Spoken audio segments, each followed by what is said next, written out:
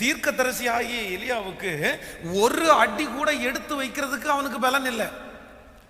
அவன் என்ன சொல்றான் ஆண்டவரிடத்துல, ஒரு தனியாக ஒரு இடத்துல வந்து படுத்து கிடந்து ஆண்டவரை பார்த்து கேட்கிறான், போதும் கர்த்தாவே, என் ஆத்துமாவை எடுத்துக்கொள்ளும், என் பிதாக்களை பார்க்கலும் நான் நல்லவன் அல்ல.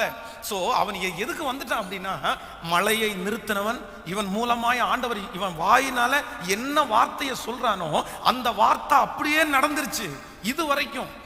இவனுடைய வாழ்க்கையில் ஒரு பெரிய சோர்வு, இவன் பலவீனப்பட்டு போயிட்டான்.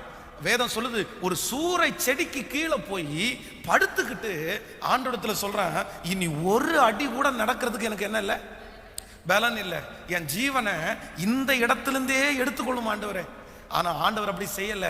வேதம் சொல்லுகிறது, முதலாவது தூதனை அனுப்பி கர்த்தர் ஆகாரத்தை கொடுத்து கர்த்தர் பலப்படுத்துகிறார், அப்பமையும் தண்ணீரும். இதுக்கு என்ன அர்த்தம் அப்படின்னா, தேவனுடைய வசனமும் பரிசுத்த ஆவியானுடைய பலனும். நம்மும் அப்படிதான் சோர்ந்து போய் சூறை செடியின் கீழே படுத்து கிடக்கும் போது ஆண்டவர் நம்மை பலப்படுத்துகிறதற்கு வசனத்தை அனுப்புறாரு. அதற்கு பிறகு பரிசுத்த ஆவியானவர் நமக்குள்ளே தட்டி நம்மளை எழுப்புறார். அப்படி இவனுக்கு முதல் விஷயம் ஆண்டவர் வார்த்தையை கொடுத்துட்டாரு, பரிசுத்த ஆவியானவர் அவனை தட்டி எழுப்புறாரு. ஆனா திரும்பவும் அவன் என்ன பண்ணிட்டான் அப்படின்னா, சோர்வனுடைய உச்சகட்டத்தில் அதை புசித்துட்டு திரும்பவும் படுத்துட்டான். இரண்டாவது விசை ஒரு தூதன் அவனை தட்டி எழுப்பி, எழுந்திருந்து போஜனம் பண்ணு, நீ போக வேண்டிய தூரம் வெகு தூரம், நீ இந்த இடத்துல இருக்க வேண்டிய ஆள் இல்லை.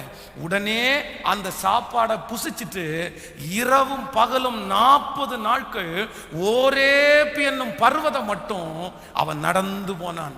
நன்றாய் கவனிங்கள் ஆண்டவருடைய பிள்ளைகளே, இனி ஒரு அடி கூட என்னால எடுத்து வைக்க முடியாதுன்னு சொன்ன ஒரு தேவ மனுஷனுக்கு கர்த்தருடைய பலன் கொடுத்ததுக்கு பிறகு அந்த பலத்தினால 40 நாட்கள் இரவும் பகலும் ஓரேப் என்னும் பர்வதம் மட்டும் அவன் நடந்து போனான்.